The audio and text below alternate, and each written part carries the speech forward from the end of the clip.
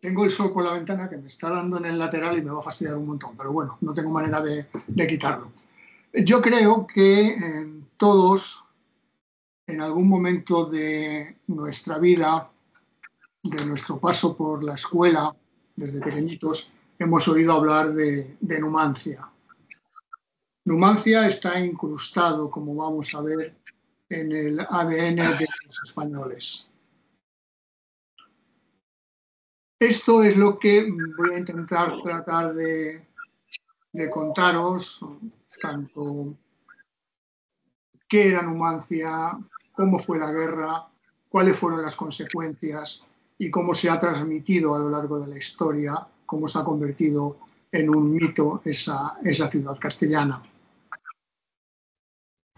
Vamos a ver si lo consigo en torno a una hora, lo cual me va a resultar difícil seguramente. Esto primero que veis es una frase de una famosa tragedia del genial Miguel de Cervantes. Él da comienzo a esta tragedia precisamente con esta frase sobre Numancia. Son unas breves líneas en las que expresa con meridiana claridad lo que la guerra de Numancia supuso para la República Romana. Era, en definitiva, una pesada carga que costó la vida a muchísimos soldados, quienes anhelaban, de alguna manera, poner fin a la contienda, pero también temían pasar en ella. La obra de Cervantes plantea una pregunta que es fundamental, y es que si estamos ante una obra de ficción o ante una historia verídica. Esta perspectiva se centra sobre todo en los acontecimientos que tuvieron lugar en torno a esa ciudad, en torno a la ciudad de Numancia, situada en la meseta castellana, y donde sus habitantes, en lugar de rendirse, prefirieron o optaron por sucumbir. Este fenómeno no es un caso aislado, ya que se han documentado otras situaciones similares en el pasado, como sucedió con la levantina Sagunto, tan cercana a vosotros, y posteriormente con los rebeldes de Masada. No son estos dos casos los únicos, pero he querido traerlos aquí como ejemplo. Estos ejemplos demuestran que la muerte masiva, como acto de heroísmo frente al enemigo, no es o no fue un fenómeno exclusivo de Numancia. No obstante, el caso de Numancia presenta unas características muy particulares, ya que hasta que los numantinos optaron por guarecerse tras las endebles murallas de la ciudad, la contienda estaba claramente inclinada a su favor. Esta fue una acción desafortunada que comprometió su ventaja estratégica.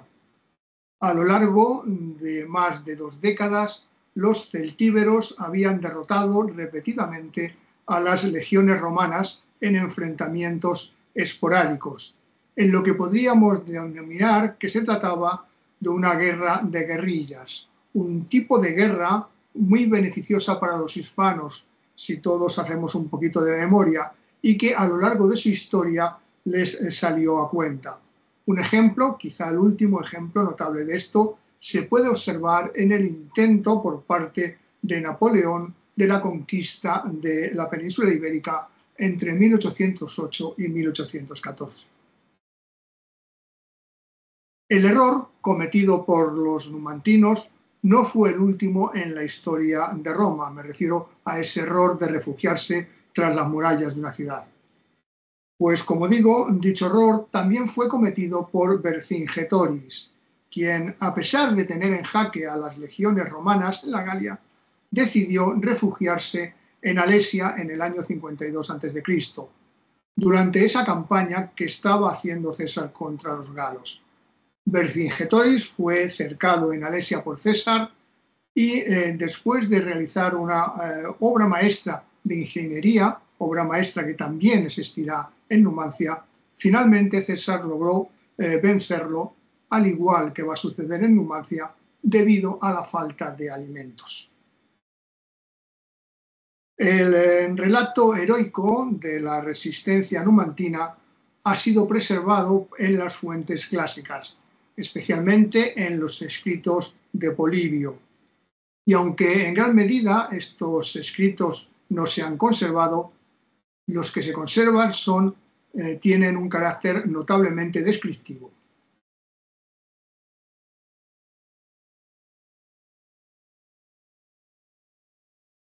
La guerra de Numancia, por tanto, va a ser un análisis de los fracasos romanos.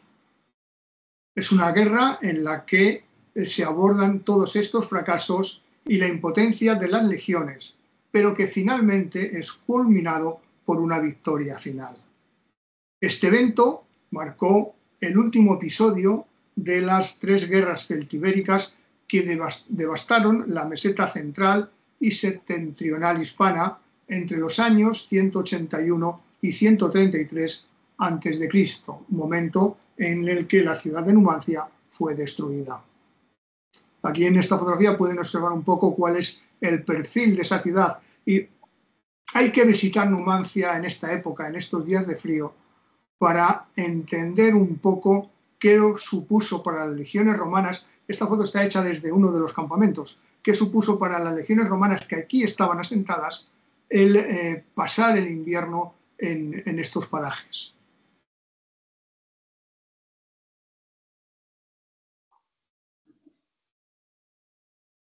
La primera guerra celtibérica, que tuvo lugar en el año 181, fue principalmente liderada por los lusones y sucedió a consecuencia de los modelos de explotación peninsulares establecidos en la península por Catón y que posteriormente fueron aplicados sin miramientos por Marco Fulvio Nobilior. Estos modelos condujeron a la rebelión de vaceos, betones y lusones y obligó a Roma a adoptar una estrategia defensiva. La llegada a Hispania de Tiberio Sempronio Graco supuso, no confundamos aquí este Tiberio Sempronio Graco con lo que luego van a ser sus hijos, los 2 hermanos Gracos, Tiberio y Cayo Graco. Bien, pues la llegada de Tiberio Sempronio Graco supuso un punto de inflexión, ya que logró combinar de una manera muy eficaz la acción militar con la firma de tratados que garantizaron, en definitiva, una paz que duró algo más de 25 años. La Segunda Guerra Celtibérica, entre el 154 y el 151 a.C., fue probablemente una guerra buscada y deseada por Roma. Y ocurrió a consecuencia de la fortificación de la ciudad de Segeda. Fortificación que, según los romanos, infringía los acuerdos establecidos por Graco que estipulaban la no fortificación de nuevas ciudades. Los segedenses refutaban firmemente esta afirmación de Roma, alegando que su acción se limitaba a la ampliación de la muralla ya existente y no a la construcción de una nueva. Para Polibio, la guerra celtibérica, o las guerras celtibéricas en general, fueron unas guerras de fuego, en alusión a su carácter devastador. Una guerra que se propagaba con rapidez y la intensidad de un incendio. Esta guerra no podía resolverse en 1 o 2 batallas, como había sucedido con las que les enfrentaron a griegos o asiáticos. En cambio, los celtíberos libraban una lucha sin tregua, persistían en el combate hasta alcanzar el agotamiento físico y al caer la noche, cuando huían o se retiraban, se enfrentaban con mayor aún ferocidad a sus perseguidores. Día tras día no cesaban en su lucha y solo paraban en ella a la llegada del invierno. Según la perspectiva de Polibio, la guerra fue el resultado de la codicia de los gobernadores romanos. Claudio Marcelo puso fin a la guerra, a la segunda, antes de la llegada de su sustituto Licinio Lúculo, llegando a un acuerdo con el Litenón, el jefe de los numantinos, que actuó en nombre de Arévacos Velocititos. No obstante, la ambición de Licinio Lúculo le impulsó a iniciar una guerra ilegal e infructuosa contra los vacceos. Según Apiano, el ambicioso Lúculo no logró obtener oro y plata de las tribus con las que luchó, ya que éstas no tenían o no le daban ningún valor a estos metales. Este contexto, marcado por la escasez de oro y plata conseguidos, sentó las bases para el posterior estallido de la Guerra de Viriato, que tuvo lugar unos años después y en la que no vamos a entrar. La Tercera Guerra Celtibérica, también conocida como Bellum Numantinum, se prolongó desde el año 143 hasta el 133 a.C., siendo la más extensa de todas. Roma no logró evitar la expansión de la Guerra de Viriato hacia Celtiberia, lo que resultó en la unión de las fuerzas lusitanas y celtíberas, todos ellos bajo un mismo mando. Sin embargo, en el año 143, Quinto Cecilio Metelo Macedónico logró someter algunas de las ciudades celtíberas, estableciendo así una línea de contención entre celtíberos y lusitanos y marcando un punto de inflexión en el conflicto. Como se abordará en la presente charla, la ciudad de Numancia no fue conquistada a través de una batalla o un asalto, sino mediante un cerco estratégico que logró aislar a la población y obstaculizó cualquier intento de recibir asistencia externa. Aquí en esta diapositiva tenéis los sucesivos generales o comandantes de las tropas romanas y cuál fue el resultado de su actuación en la península ibérica o contra Numancia. Para comprender este fenómeno es imperativo analizar la situación geográfica de la ciudad. Aquí tienen una vista aérea de Numancia, la parte más clarita del centro es lo que ocupaba realmente el interior de las murallas de la ciudad. Numancia fue fundada sobre el Cerro de la Muela, abarcando un área que oscila entre 6 y 10 hectáreas. Su topografía presenta pendientes pronunciadas en la zona sur y accesos más moderados en la parte norte.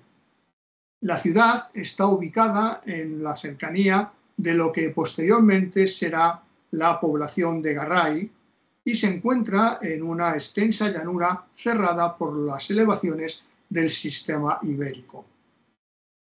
La colina está rodeada por el Duero en la zona occidental y por el Merdancho por la ladera sudeste, mientras que en la zona noroeste confluye con el Tera, que es uno de los afluentes del Duero, y lo que todo ello, en definitiva, configura un sistema defensivo natural. En la época romana, esta zona era atravesada por la vía 27 del itinerario antonino, que conectaba las ciudades de Caesarea Augusta con Astúrica Augusta.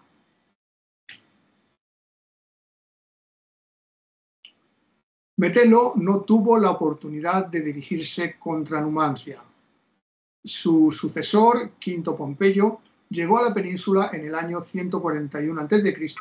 y asumió el mando de un ejército consular completo, compuesto por en torno a 30.000 hombres y 2.000 jinetes, que es el ejército que le había entregado Metelo. Inmediatamente Pompeyo se dirigió hacia Numancia y estableció su campamento frente a la ciudad con la intención de enfrentarse a los numantinos en campo abierto. Esta era la tradición militar de la época que seguía Roma. La estrategia de los numantinos, sin embargo, consistió en hacer creer a los romanos que aceptaban esta batalla en campo abierto para luego retirarse hasta una serie de defensas que ellos habían preparado previamente y atacar desde ellas a los romanos, lo que les provocó numerosas bajas. Tras el revés sufrido ante Numancia, el general romano intentó una nueva táctica contra la vecina Termancia, pero el desenlace volvió a ser el mismo. En el año siguiente, durante la estación primaveral, con su cargo renovado, retornó ante Numancia, estableciéndose en el campamento de Castillejo. Sin embargo, esta vez eludió el enfrentamiento abierto y optó por asediar la ciudad, procurando unir los cursos de los ríos Duero y Merdanso. Esta era una ardua tarea que se vio complicada por los persistentes acosos de los numantinos, con quienes constantemente les infligían bajas a las tropas romanas.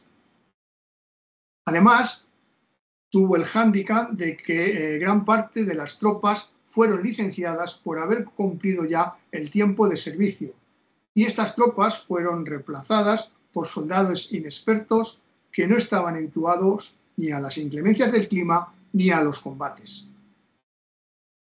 Llegado el invierno, sin concluir los trabajos, Pompeyo abandonó el sur de la ciudad y se retiró al campamento de Castillejo. Desde allí inició una serie de conversaciones con los numantinos exigiéndoles una rendición total. Pero sin embargo aceptó una serie de pactos que eran totalmente desventajosos para Roma, entre los que estaban la entrega de 30 talentos de plata y además la entrega de rehenes y de desertores.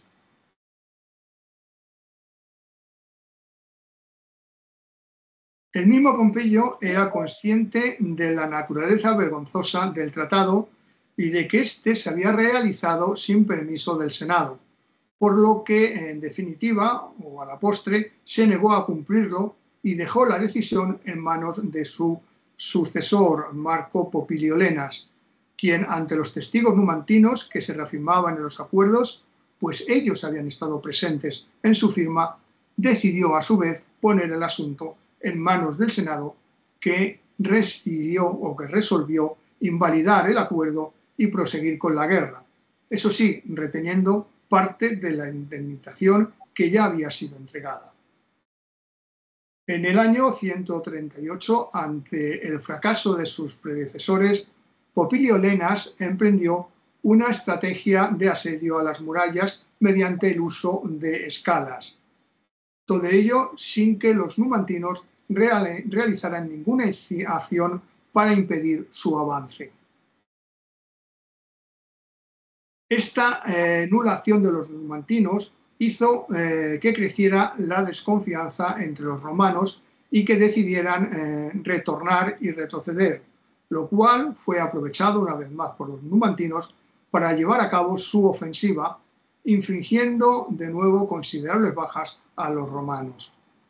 Tras la derrota, Lenas se retiró de Numancia y avanzó hacia la zona sur del Jalón, momento en el que debía entregar el mando y regresar a Roma sin haber logrado ningún resultado positivo.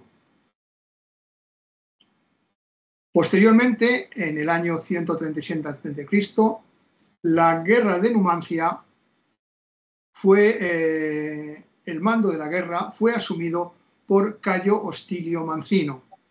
Este último cambió de táctica, optando nuevamente por batallas en campo abierto, a pesar de establecerse inicialmente en el campamento de Castillejo. Como podemos ver en este texto de Apiano, sin embargo, supo de la llegada de cántabros y baceos en socorro de los numantinos y decidió establecerse en el antiguo campamento de nobilios en el talayón de Renieblas. No obstante, este campamento, por el que habían transcurrido muchos años, se encontraba en ruinas y con escasas defensas, lo que resultó en un nuevo acoso por parte de los numantinos y el riesgo inminente de perder la mayor parte de sus tropas. Ante esta situación, optó por firmar un nuevo acuerdo de paz, esta vez en plano de igualdad con Numancia, del que también fue partícipe Tiberio Graco, no Tiberio Graco, sino ya en este caso Tiberio Graco hijo, el futuro tribuno de la plebe. Posteriormente, cuando Mancino ya se encontraba en Roma y había sido reemplazado por Emilio Lépido, el Senado se negó a reconocer el acuerdo que éste había establecido con los numantinos. Consideraron que el acuerdo firmado por Mancino para salvar a sus hombres era vergonzoso y sus enemigos, entre otros la facción de los Escipiones, le acusaron de haber actuado en contra de los intereses de Roma.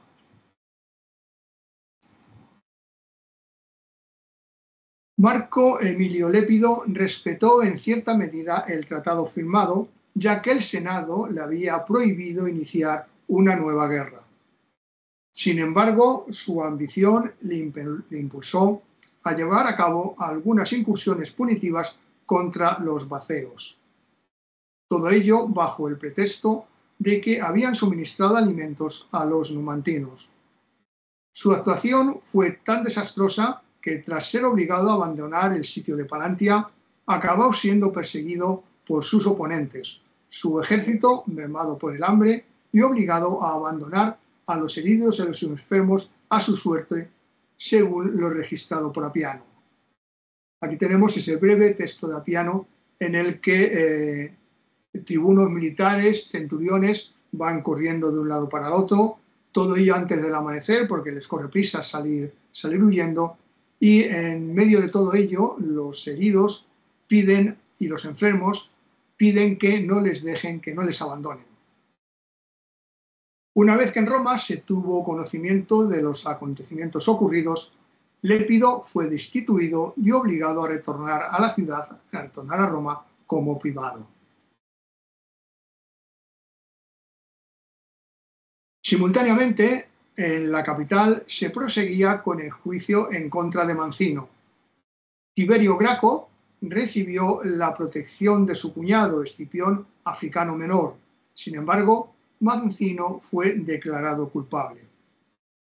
Según lo establecido, correspondía al Colegio de los Oficiales la responsabilidad de dictar sentencia, en virtud de su mandato, y de sancionar el tratado firmado que había sido previamente rechazado ya. Los oficiales determinaron que Mancino debía ser entregado a los numantinos en un estado de desnudez y con las manos atadas a la espalda para que éstos ejercieran su voluntad con él. La ejecución de esta orden recayó sobre Lucio Furio Filo, quien condujo a Mancino ante las murallas de Numancia. Sin embargo, los numantinos se rehusaron a recibirlo, sosteniendo que la ruptura del tratado no podía ser resarcida con la sangre de un solo individuo. Mancino permaneció ante Numancia desnudo y atado hasta la noche que se le permitió regresar al campamento. Mancino recuperaría la ciudadanía y su cargo de senador e incluso llegó a ocupar puestos destacados en la ciudad, en la administración romana. Furofilo, quien en el año 136 se encontraba al frente de las operaciones militares, no emprendió ninguna ofensiva contra Numancia. Su sucesor, Quinto Calpurnio Pinzón, tampoco logró conquistar la ciudad en el año 135, sufriendo una derrota en su intento. Para el pueblo romano, los conflictos bélicos en Hispania constituían una verdadera pesadilla. En particular, las dos últimas guerras celtibéricas, y especialmente la de Numancia, se caracterizaron por ser guerras de desgaste en las cuales las fuerzas romanas se vieron impedidas a llevar a cabo su habitual estrategia bélica, la cual se caracterizaba por ser sumamente ventajosa desde el punto de vista económico gracias al botín obtenido. La sucesión de altibajos en los combates, sin un progreso evidente, generaba desaliento entre los romanos, hasta el punto de que Polibio, en referencia a la Segunda Guerra Celtibérica, escribe: entre los jóvenes cundió un desánimo extraño que los más viejos no habían visto nunca anteriormente. El apocamiento llegó a un punto tal que no se encontró un número suficiente de oficiales que se prestaran a ser tribunos militares. Quedaban puestos vacantes cuando hasta entonces lo normal había sido que aspiraran al puesto muchos más oficiales de los necesarios. Tampoco los legados nombrados por los cónsules, que deben figurar en el séquito del general, aceptaron el cargo. Y lo más grave, los jóvenes rehuían el alistamiento y aducían unas excusas que era una vergüenza legal, indecoroso investigar e imposible verificar.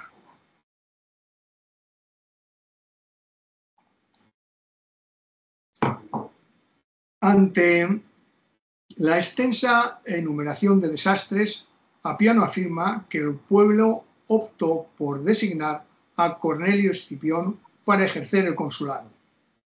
Este se había distinguido por haber logrado la decisiva victoria contra Cartago en los años anteriores, lo que le convirtió en la figura más destacada para liderar a la ciudad en ese momento crucial. No obstante, según Apiano, la elección de Escipión presentaba una seria objeción. Su edad, dice él, era menor que la establecida por la ley para acceder al consulado, una condición que ya había sido considerada previamente cuando le fue encargada la guerra con Cartago. Todo esto, o esta objeción, resulta altamente improbable, pues en el 134 ya había superado los 50 años. Esta información se ve complementada por el historiador Livio, quien añade que Escipión no podía aceptar el cargo, ya que la ley impedía que una persona fuese cónsul por segunda vez sin haber pasado al menos 10 años desde el consulado anterior. Esto sí es más probable. Ante esta situación, el Senado promulgó una resolución en la que establecía o pedía que los tribunos de la plebe suspendieran la ley y la reactivaran al año siguiente. Una vez obtenido el mando, se enfrentó a la imposibilidad de cumplir su anhelo inicial, que era reclutar un nuevo ejército, debido sobre todo a la implicación de Roma en múltiples conflictos bélicos y a la escasez de recursos humanos, además de que en la península ibérica ya había un gran número de tropas. No obstante, con el beneplácito del Senado sí que logró reclutar voluntarios de diversas ciudades y reyes que tenían lazos de amistad con él, lo que resultó en un total aproximado de 4.000 efectivos, entre los que se encontraba un grupo que recibió la denominación de Corps Amicorum, que desempeñó el papel de guardia personal, imitando el modelo de los reyes de Macedonia, entre los que destacaron Polibio, Cayo Mario, Cayo Graco, Lucilio y Yugurta, quien además contribuyó con 12 elefantes. Destacó asimismo la participación de Fabio Máximo, un experimentado militar que ya había intervenido en la guerra contra Viriato. Escipión y Fabio eran hermanos, cuyo origen natural era la familia Emilia. Ambos fueron adoptados, uno por los Escipiones y el otro por los Fabios. Una vez que Escipión llegó a Hispania, se dirigió contra Tarraco, donde se encontraba el ejército. Su primera tarea era reorganizar las fuerzas armadas y una labor que es descrita por Apiano en un relato en el que se destaca sobre todo su elocuencia y su claridad. Dice Apiano, nada más llegar...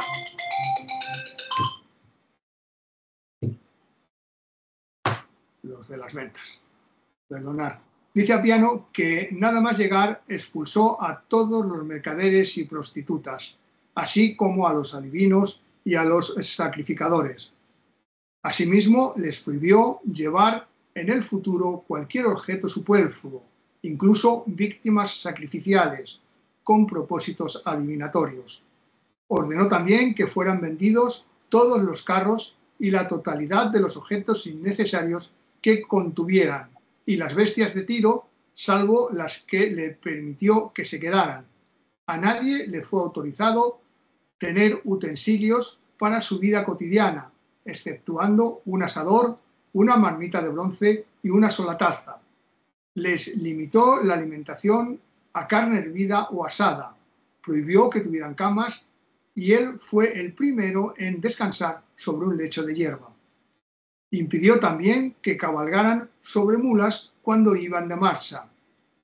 Tuvieron que lavarse y untarse con aceite por sí solos. De esta forma los reintegró a la disciplina. Como indica Livio, la evidencia adicional sugiere que un número aproximado de 2.000 prostitutas igualmente fueran expulsadas, mientras que Lucilio menciona la presencia también de prostitutos. Una vez restablecida la disciplina, se procedió a iniciar el adiestramiento en el Valle del Ebro, mediante marchas por la zona en rígida formación y con un lugar específico asignado a cada soldado. Se llevaron a cabo diversas construcciones y destrucciones, tanto de campamentos como zanjas que se excavaban y se volvían a rellenar, y se edificaban muros y se volvían a derribar.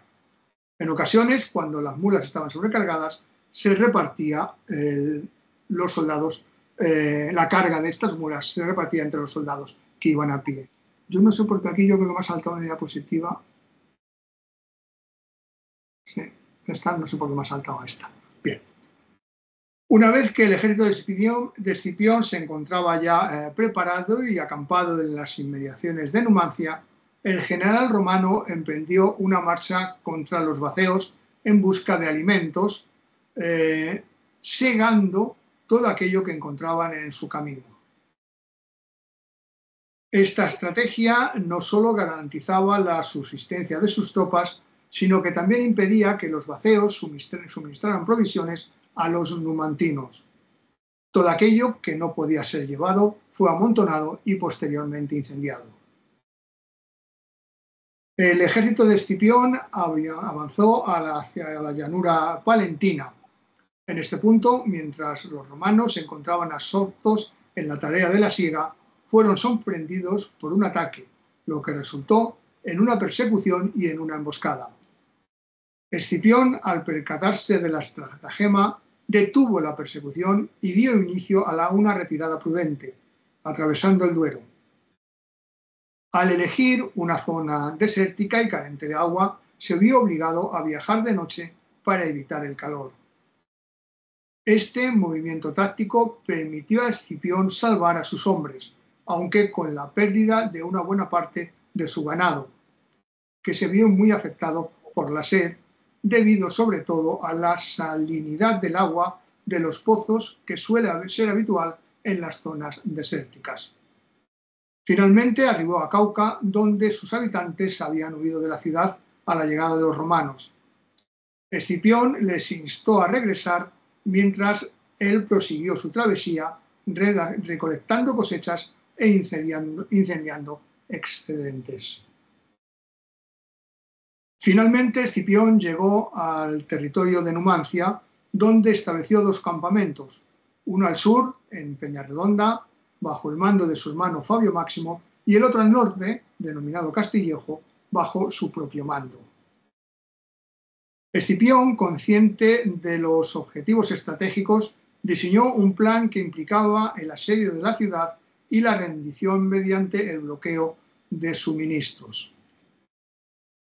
Es relevante señalar que en ningún momento Escipión aceptó las provocaciones realizadas por los numantinos, quienes frecuentemente salían de la ciudad en orden de combate y eventualmente se veían obligados a regresar. Inmediatamente, Escipión dio inicio a la construcción de la circunvalación de la ciudad, la cual consistía en una muralla de 4 metros de espesor y 3 de alto, que se complementaría con 7 campamentos: Castillejos, Travesadas, Valdeborrón, Peñarredonda, Raza, De Silla y Alto Real. A ello se unía una muralla y fosos que debía unirlos todos con un perímetro total de unos 9 kilómetros. Además, la circunvalación contaba con una torre cada 100 metros, lo que totaliza entre 90 y 100 torres en conjunto.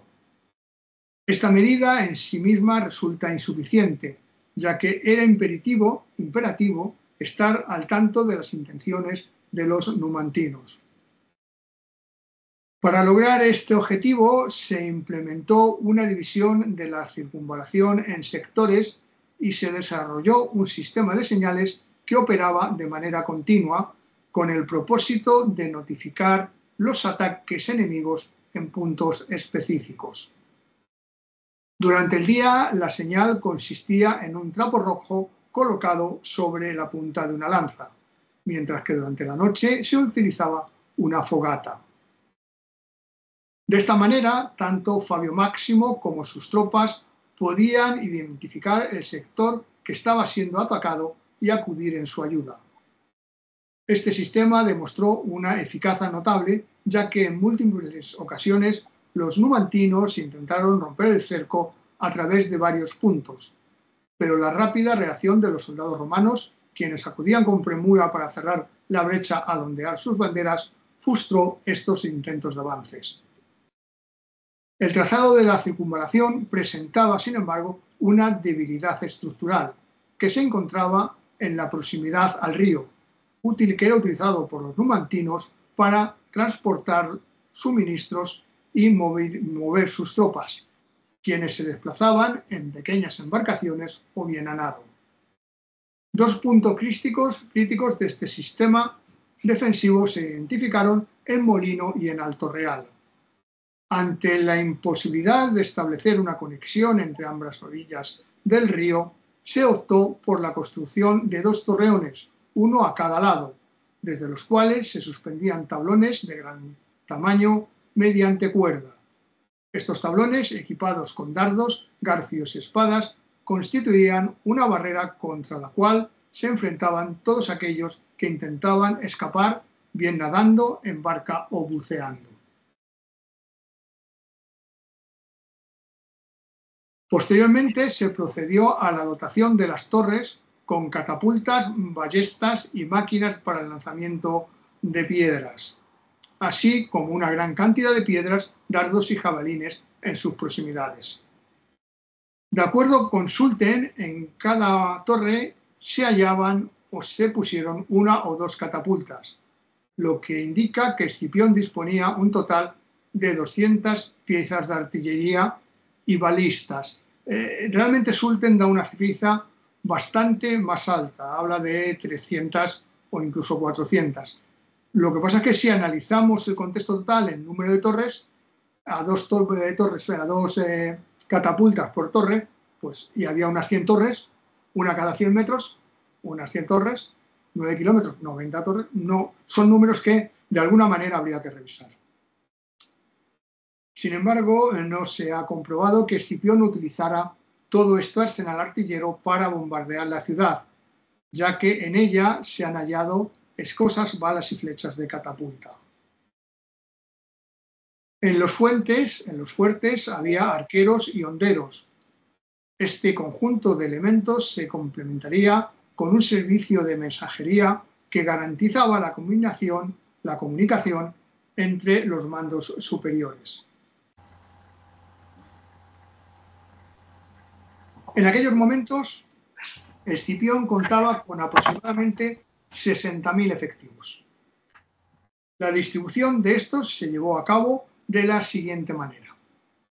La mitad se situaría en los campamentos, mientras que la otra mitad se dividía en dos grupos. El primero, compuesto por unos 20.000 hombres, se ubicaba frente a la muralla en los tramos que había entre los campamentos. El segundo grupo, conformado por 10.000 soldados, se mantenía en la reserva. Se ha estimado que en la muralla podía haber, en los momentos de peligro, 3 hombres por cada metro de muralla. En aquellos momentos se estima que la población de la ciudad de Numancia podía haber alcanzado los 10.000 habitantes, de los cuales únicamente 2.000 o 3.000 estarían en condiciones de participar en el combate. En lo que respecta a los alimentos disponibles, es probable que contaran dentro de la ciudad con la última cosecha completa, la cual pudieron recolectar antes de la llegada de los romanos a la ciudad. Se estima también que contaban con un rebaño aproximado de 4.000 cabezas de ganado, compuesto por bovinos y ovinos. Sin embargo, carecían del forraje necesario para la alimentación de estos animales. En lo que respecta a la capacidad de resistencia del asedio, la ciudad presentaba significativas deficiencias en su fortificación. Una gran parte de la muralla se encontraba en estado ruinoso o había sido demolida para dar paso a la construcción de los arrabales. En un momento determinado, a pesar de los esfuerzos de fortificación, el numantino Retógenes y 5 aliados lograron evadir el bloqueo y solicitar ayuda de las poblaciones vecinas. Únicamente los jóvenes de Lutia mostraron disposición a brindar asistencia, pero la preocupación por las tropas romanas motivó a la denuncia de los ancianos de la ciudad a Escipión. Escipión, en respuesta a esta traición, marchó hacia Lutia y exigió la entrega de los líderes de la insurrección, amenazando con destruir la ciudad. Como resultado de esta acción, fueron capturados 400 jóvenes a quienes les fueron amputadas las manos y posteriormente Escipión regresó a Numancia. En este contexto, Numancia se encontraba ya sin esperanzas de recibir ayuda externa y se enfrentaba al hambre. Convencidos de que la rendición era inevitable, los habitantes de Numancia enviaron una embajada de 5 hombres a Escipión, encabezada por Avaro, para ofrecer la rendición si éste era generoso con la ciudad y sus habitantes por el valor demostrado. Sin embargo, Escipión exigió una rendición sin condiciones y la entrega de las armas. Avaro comunicó a los numantinos la respuesta del general romano, lo que va a provocar una reacción de indignación entre los habitantes, quienes, bajo la impresión de que Avaro había traicionado o había sido comprado, asesinaron tanto a Avaro como a los demás embajadores.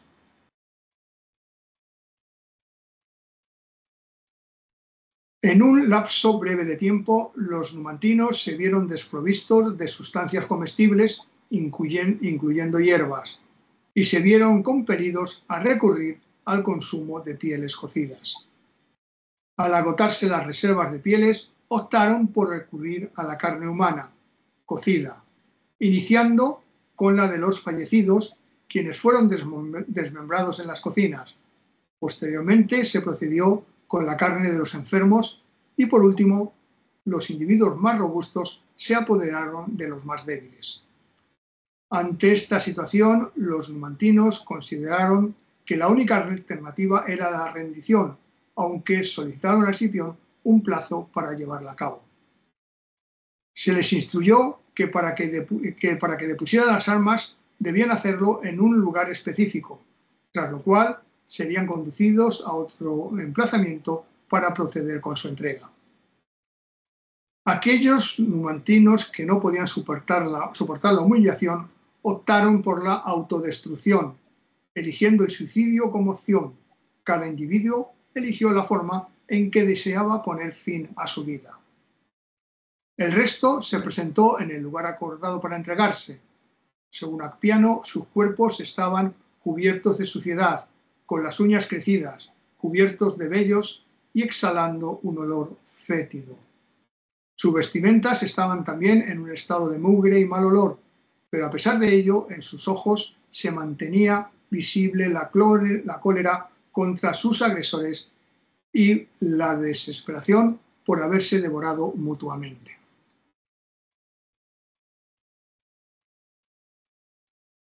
Valerio Máximo nos brinda una información adicional sobre el desenlace de Numancia, situando a Retógenes como protagonista.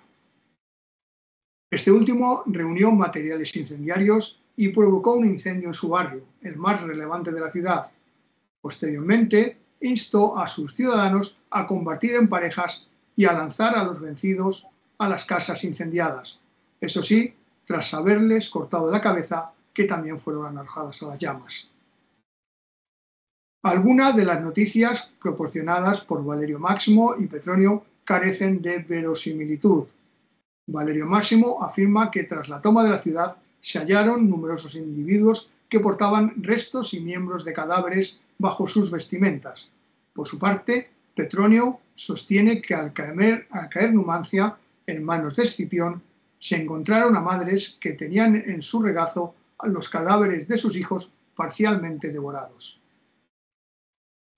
Aunque una parte de la historiografía grecorromana busca exagerar la leyenda de Numancia, afirmando la ausencia de supervivientes o prisioneros, es evidente a través de las descripciones de Polibio, tal y como se encuentra en Apiano, que no todos sucumbieron.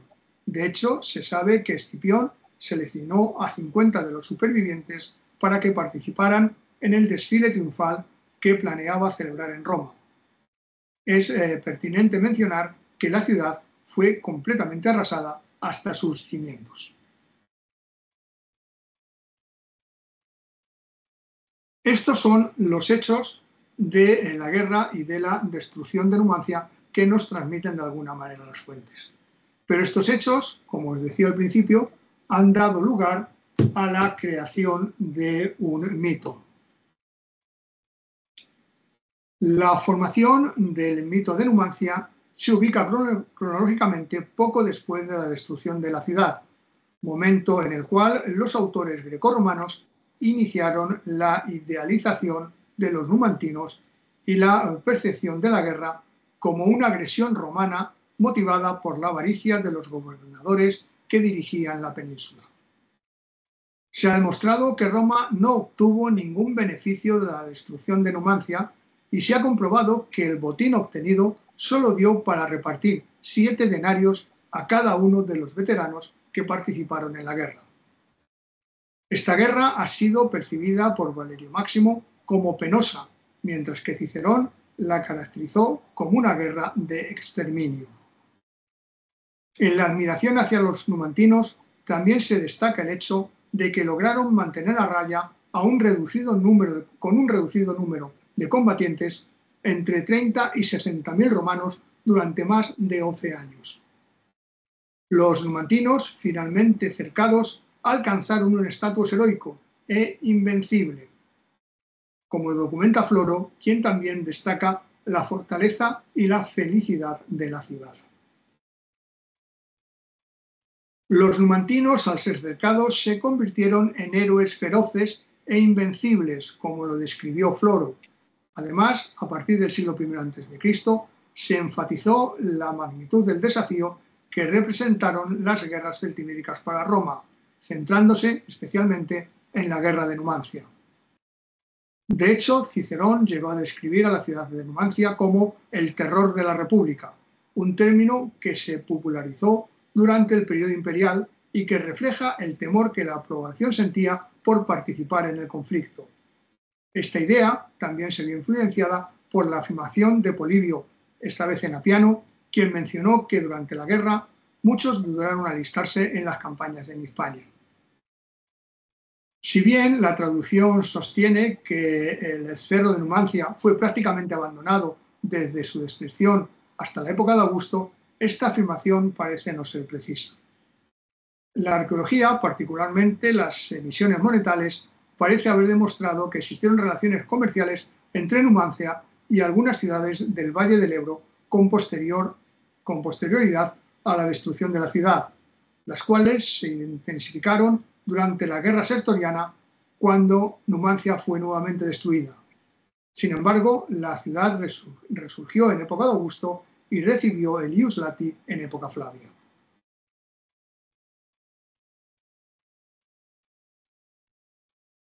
Del análisis de las consecuencias de la guerra podemos extraer lo siguiente, que en el contexto del siglo II a.C., específicamente en el último tercio, se llevó a cabo, como hemos visto, este conflicto bélico que tuvo una gran relevancia histórica. Es innegable que Roma se vio inmersa en una crisis profunda que se agravó con el transcurso del tiempo. Entre los factores que contribuyeron a esta crisis se encuentran la Primera Guerra Servil y la Guerra de Numancia, que pusieron de manifiesto el deterioro del ejército caracterizado por una disminución de la belicosidad y de la disciplina. A esto se sumó la decadencia de las clases medias, que resultó en una reducción de la capacidad de las legiones militares. Este fenómeno se vio agravado por la creciente desigualdad económica, donde los ricos acumulaban cada vez más riqueza, mientras que los pobres se empobrecían cada vez más. La actuación de los tribunos de la plebe Tiberio y Cayo Graco, hijos de aquel Tiberio Graco que hablamos al principio, quien lograría imponer la paz duradera en Hispania hasta que estallaran estas guerras celtibéricas. También de las guerras de Numancia fue una parte que generó una crisis progresiva y que culminó con la República 100 años después. El fin de las guerras celtibéricas representó un avance significativo en el dominio de la península ibérica por parte de Roma y una cierta fase de teórica paz durante un periodo de 100 años, hasta que las guerras cántabras, las únicas guerras que durante este tiempo asolaron la península, fueron de carácter interno de Roma, la guerra sertoriana y las guerras civiles. Esta época se caracterizó por un llamado proceso de romanización. Se evidenció el fortalecimiento progresivo de los vínculos comerciales entre Roma y la península, lo que resultó en la fundación y refundación de ciudades en las cuales se establecieron principalmente romanos que habían llegado a la península formando parte del ejército y que decidieron permanecer en ella. A nivel práctico se produjo un cambio que afectó de manera significativa al mundo romano y que ha perdurado hasta la actualidad. Nos referimos a la metodología y a la cuantificación temporal. En definitiva, en resumen, la reforma del calendario. Anualmente, los mandos del ejército experimentaban un cambio con la entrada en funciones de los nuevos cónsules, y esto se solía hacer durante el mes de marzo. Ello provocaba que las campañas militares se acortaran muchísimo y en muchas ocasiones a los generales no les diera tiempo a realizar lo planeado. Se decidió cambiar ese sistema por que el año entrara 2 meses antes, el año comenzara en enero. También se volvieron a dividir los meses, se establecieron una serie de fiestas, se creó el concepto de año bisiesto para completar, porque en el momento que el César decide reformar el calendario había un desfase grande, había ya un momento en que pues podía haber cerca de más de 200 días de diferencia con el calendario real, con el calendario solar, con lo cual las estaciones no entraban en el momento que debían entrar. César decide reformar todo este sistema, no él, lo hace Sosígenes, decide reformar todo este sistema de calendario, aproximándonos casi al que tenemos actualmente. Este calendario solo fue modificado unos cientos de años después por el Papa Gregorio, estableciéndose el que actual tenemos ya, que es el calendario gregoriano. Y es que en el calendario que creó César es cierto que el año bisiesto, cada 4 años de tener un bisiesto, iba desfasando un poquito el calendario. Entonces la reforma gregoriana lo que básicamente hace es que hay que modificar eso para que no se nos vuelva a ir desfasando el calendario, aunque sea poco, y deciden que los años acabados en 00 no sean bisiestos. El año 2000, que le correspondía ser bisiesto, no fue bisiesto. Y con eso, con esa reforma, el calendario lo tenemos, bueno, más o menos ajustadito.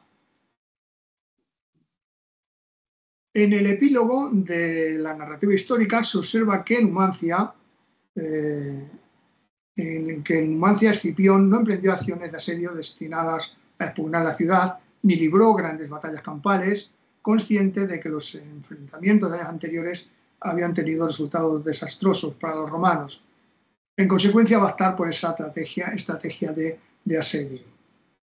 A partir del siglo XV, el mito de Numancia será retomado y va a persistir intrínsecamente vinculado al legado cultural de muchos españoles, a pesar de que se tardaron muchos años en ubicarla correctamente. Durante mucho tiempo se pensó que la Numancia de la que nos hablan las fuentes era Zamora.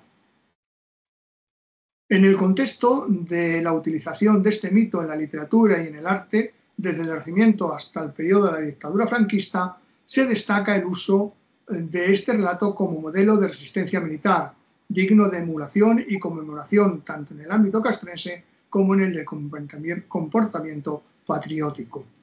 Un ejemplo claro de ello lo tenemos también en la Guerra de Independencia, cuando el general Palafox, durante el sitio de Zaragoza por los franceses, mandó representar el drama de Cervantes, mandó representar la Numancia de Cervantes, para que sirviera de ejemplo de sacrificio a los zaragozanos.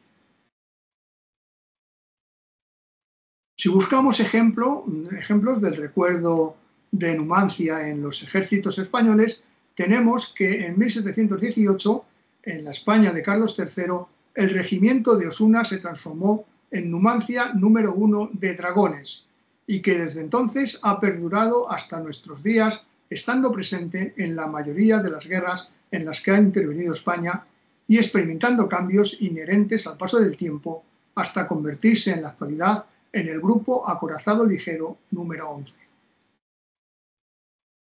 Asimismo, la Armada Española ha honrado la memoria de Numancia mediante la denominación de 2 fragatas con el nombre de este legendario lugar.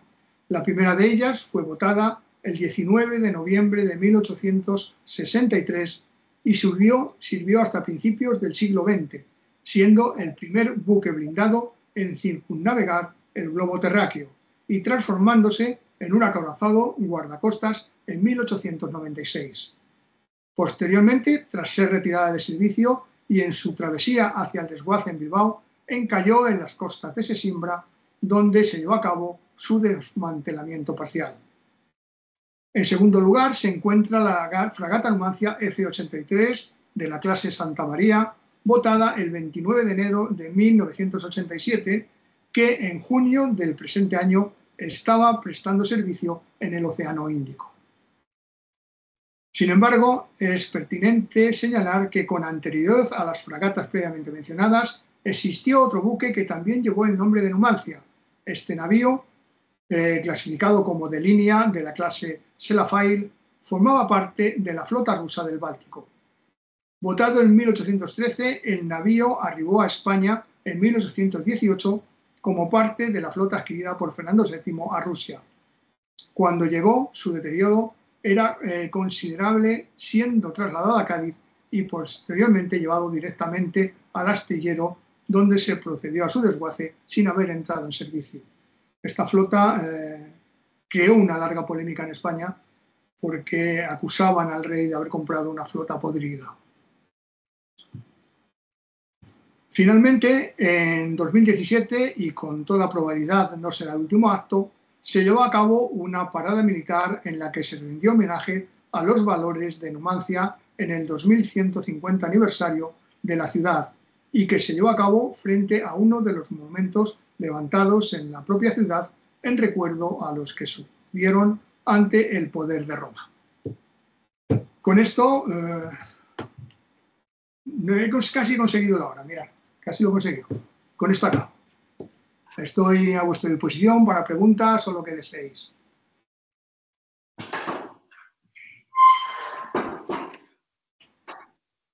Pues muchísimas gracias antes de nada.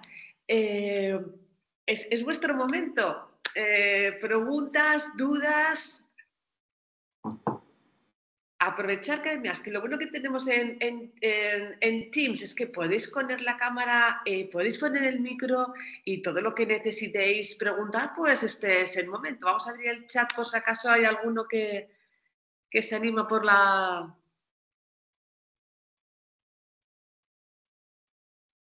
Qué incógnito, dice alguien. Vamos. ¿Alguna pregunta, alguna duda, algo que comentar? Hola. Ale, ataque. Vale, vamos a ver, una pregunta.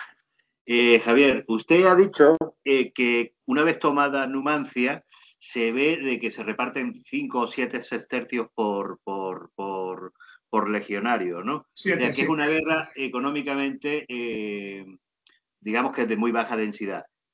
Pero, sin embargo, es una guerra muy importante porque abre la entrada hacia el occidente o hacia el noroeste a las legiones romanas, ¿no?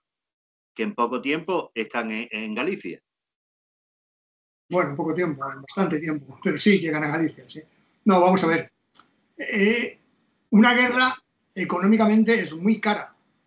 Si realmente hubo 60.000 soldados en la península, esos soldados, de alguna manera, había que mantenerlos y eso costaba mucho dinero. Y sin embargo, lo extraído de esa guerra, porque Roma estaba acostumbrada a una guerra de rapiña en la que los beneficios eran enormes. Los beneficios económicos eran enormes. Esta guerra no dio beneficios económicos a Roma. Es más, la metió en una crisis profunda económicamente. Lo que no podía evitar Roma era repartir ese botín de guerra entre los soldados, porque era una ley.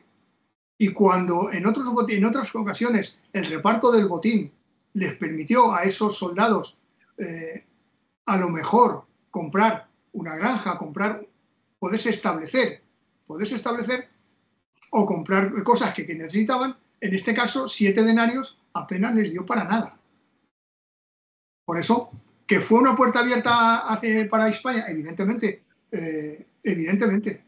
pero es que ya había sido no la guerra de Numancia, ya lo había sido la Segunda Guerra Púnica, que es cuando los romanos llegan a la península, se dan cuenta de la riqueza de la península ibérica, deciden, una vez que acaba la guerra, permanecer en la península ibérica, y una cosa significativa es que en el 198, creo que es, 197, se crean las primeras 2 provincias romanas fuera del ámbito territorial italiano. Antes se habían creado en las 2 islas, pero la provincia 3 y la provincia 4 de Roma van a ser la citerior y la ulterior. Luego se irán creando muchas más con el avance hacia Oriente.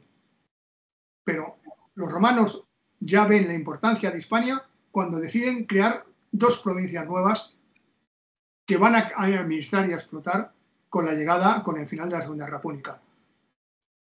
Y ese final de la Segunda Guerra Púnica, ese intento de explotación de la península, es lo que va a generar las guerras celtibéricas, que acaban evidentemente con la derrota de Numancia y una cierta estabilización de los conflictos en la península, que no se van a reavivar a nivel en Roma peninsulares hasta las guerras cántabras, que es el final de la conquista. Entre medias, entre Numancia y las guerras cántabras, lo que hay son guerras civiles romanas. La de César, la de Sertorio.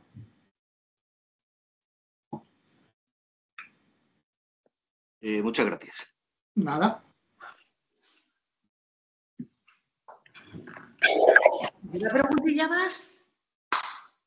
Hola, buenas tardes, profesor Javier. Segeda fue el casus belli en primer término cuando ya se enfrentaron contra Numancia, porque bueno, era tercera guerra. ¿De Segeda se sabe algo que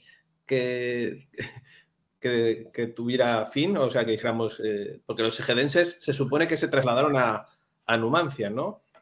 Sí, no, de Segeda, vamos a ver, Segeda es el casus belli de la Segunda Guerra Celtibérica. Tras Segeda lo que va a haber es la guerra de Viriato, va a estallar la guerra de Viriato. Y sí que hay noticias de que hubo, cuando hablaba de que en esos momentos, cuando se está acercando a la ciudad, había 10.000 personas que habitaban en Numancia, es evidente que muchas poblaciones celtibéricas de la zona, muchos pobladores, habían acabado refugiándose en Numancia. Probablemente entre ellos algunos segedenses, probablemente algún combatiente segedense, pero sobre todo gente llana, ¿no?, que se debió integrar dentro de la ciudad. Pero de Segeda tenemos pocas noticias, por lo menos yo tengo poca constancia de noticias. Puede que las haya, pero yo no tengo constancia de ellas. Muchas gracias. Yo tendría otra pregunta, que es una cosa que me ronda. Es el gran volumen de personal que se mueven en todas estas guerras. Yo creo, porque si nos ponemos a ver el siglo XVIII o el siglo XIX, la per cápita por habitante en Europa es bajísima. Y sin embargo aquí es una densidad de población impresionante para poder mover esos ejércitos, ¿no? Uh-huh. O puede ser que sean un poco exagerados también por parte de los autores. Hay de todo, hay un poco de todo. Yo he hablado muchas veces con compañeros lo de las cifras, de las batallas, las cifras de víctimas, el número de soldados. Sí que sabemos que el número de soldados que componía la legión, más o menos, en torno a los 4.000. En época republicana, alta republicana, no ya a final de la República, sino en época alta republicana, el cónsul tenía a su mando 2 legiones, 8.000, más al menos 2 legiones de auxiliares que no eran romanos, o sea, otros 8.000, 16.000. Si lo rondeamos un poco, 20.000. Según avanza, va avanzando los años, según van avanzando las conquistas romanas, las necesidades, evidentemente estas 2 legiones se quedaban cortas y puede que hubiera bastantes más. Pero sí que es cierto que no podemos saber con exactitud. Nos tenemos que fiar de lo que dicen las fuentes y las fuentes a veces exageran.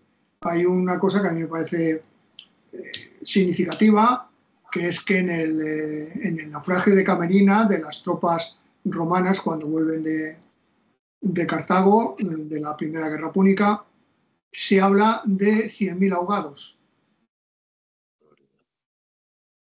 Por muchos soldados que llevarán los barcos, a mí 100.000 me parecen exagerados. Entonces, cuando hablan de cifras y cuando hablan de batallas, yo soy de la opinión, y coincido con algunos compañeros, con otros no, que un legionario romano nos los imaginamos todo el día de batalla, todo el día pegando espadazos. Pues no. Con toda probabilidad, un legionario romano, en su periodo de servicio, de 20, 30 años, 15, 20, pues batallas campales asistía a 1 o 2 o ninguna. El número de bajas en una batalla, hombre, cuando hablan de la batalla de Bailén, de Baécula, y hablan del número de bajas, dices, bueno, vale, pero ¿dónde están los cadáveres? El campo de batalla está identificado, pero ¿dónde están los cadáveres? Y sobre todo, ¿dónde están las armas? Aunque es verdad que las armas podían ser recogidas por aquellos que habían ganado la batalla, y que hay por ahí un estudio que habla de que los cadáveres van, una vez en tierra, se van moviendo con la propia tierra y que van desapareciendo. Bueno, pero las armas, tampoco hay tantos restos como para decir. En Cannas sí que está situado fijo, pero sin embargo no se han encontrado grandes cementerios, ni grandes cantidades de armas, ni nada. Entonces las cifras siempre son discutibles. Hay que tomarlas, bueno, es la que nos dicen las fuentes, pero hay que tomarlas entre comillas y pensar que muy probablemente son muy exageradas. Es que yo lo veo desde el punto de vista logístico de mover esta barbaridad de personal. Sí, no, moverlo sí. Moverlo sí. Sí, porque una columna romana en avance tenía kilómetros de longitud, y eso también lo dicen las fuentes. Cuando, sobre todo en Germania, cuando van avanzando en la columna de la legión, como los germanos van atacando a las últimas formaciones, porque son las que se van descolgando, van más cansadas, van más despacio y no pueden llegar en ayuda, porque a lo mejor están a 3 kilómetros más adelante el hueso del ejército. O sea que, sí, no, eso sí es. Y por eso construyen carreteras, claro, por eso construyen las vías. Sí. Para poder desplazarse con rapidez y con cierta comodidad.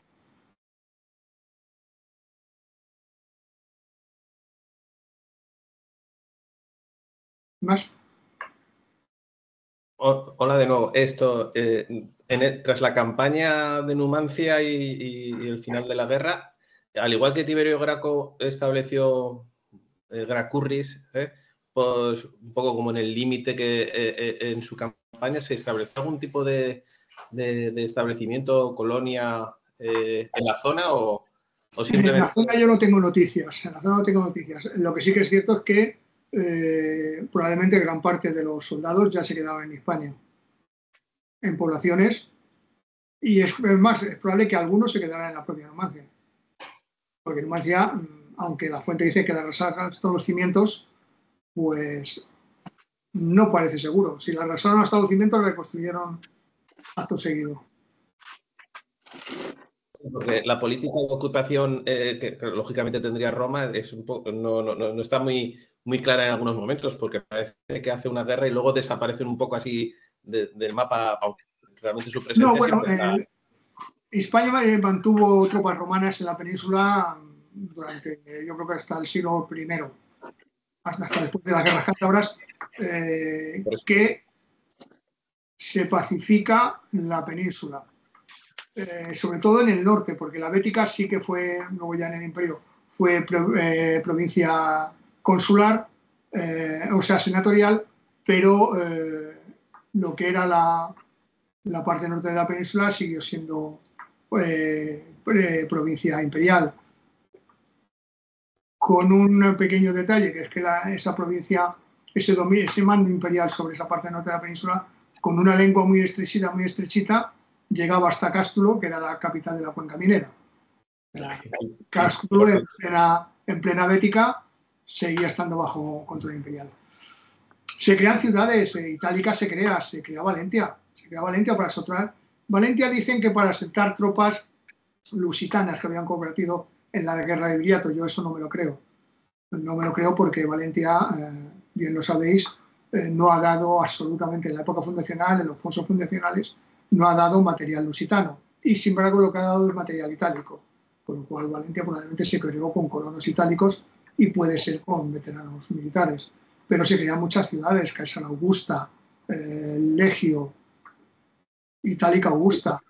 Pero digo, en la zona de esta. En la zona de Numancia, no lo tengo claro. Quizá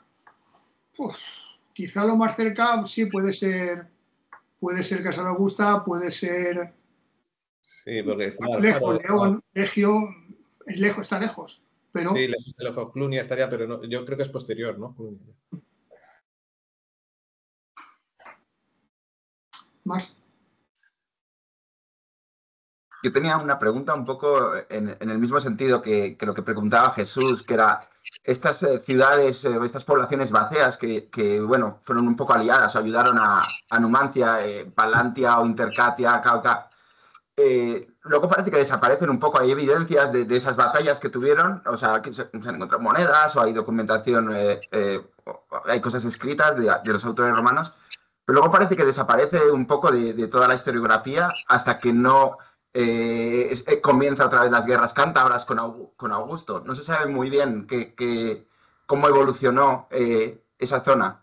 Claro, es que como no hay guerra, normalmente los autores grecolatinos se fijan sobre todo en las guerras y hablan de ellas en las guerras. No siento que vayas a obras como Estrabón, que es un geógrafo, bueno, pero como no hay guerras, pues podríamos decir que como los osos, son ciudades que hibernan hasta la siguiente guerra, de las que no tenemos noticias hasta la siguiente guerra. Y con el inconveniente de que si en las cercanías se ha fundado un establecimiento romano, ya una colonia romana, pues muy probablemente gran parte de la población se va a ir a esa colonia romana. Es lo que sucede precisamente con Numancia en un momento dado, cuando finaliza el periodo imperial, con la desaparición del poder de Roma en la península, pues muy probablemente la población que vivía arriba del cerro decide que ahí hace mucho frío, que pega mucho el viento y que hay que resguardarse en la ladera de la montaña, y es cuando se crea la población de Garray, que está abajo. Entonces, muchas de estas ciudades que tienen cierto protagonismo durante las épocas de la guerra, pues en las épocas de paz como que se difuminan, desaparecen. Gracias. Y algunas no se vuelven a levantar, algunas desaparecen realmente.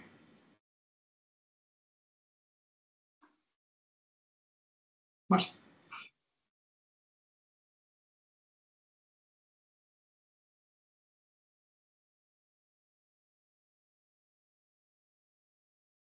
¿Nada más?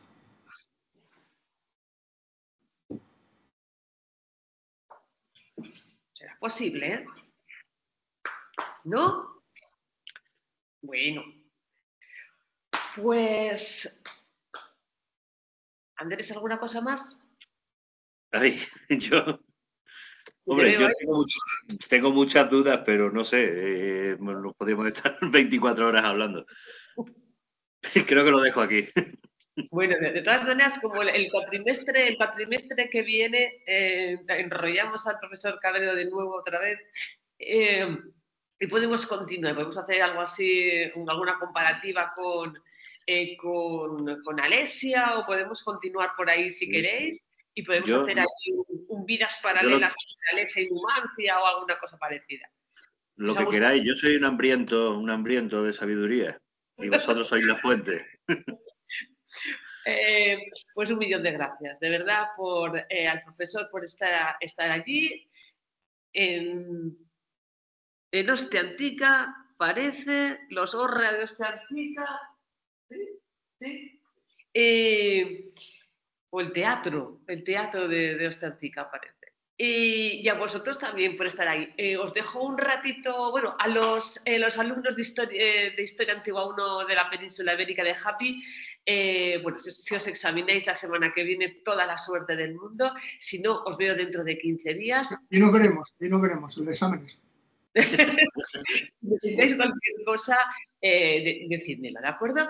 Y a los que vais a Historia Antigua 1 dentro de un ratito, pues iros, tomaros un cafelito. Hoy tenemos test de macro repaso, no os voy a dejar ni respirar. Y para los que vais a venir aquí en clase, pues me voy a haceros las fotocopias porque si no, no vais a poder hacerlo. Así que tomaros un cafelito y dentro de media hora aprox os vuelvo a ver, ¿de acuerdo? Venga, pues muchas gracias.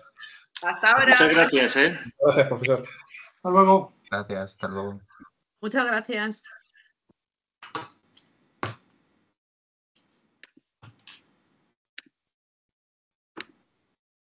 Luego hablamos.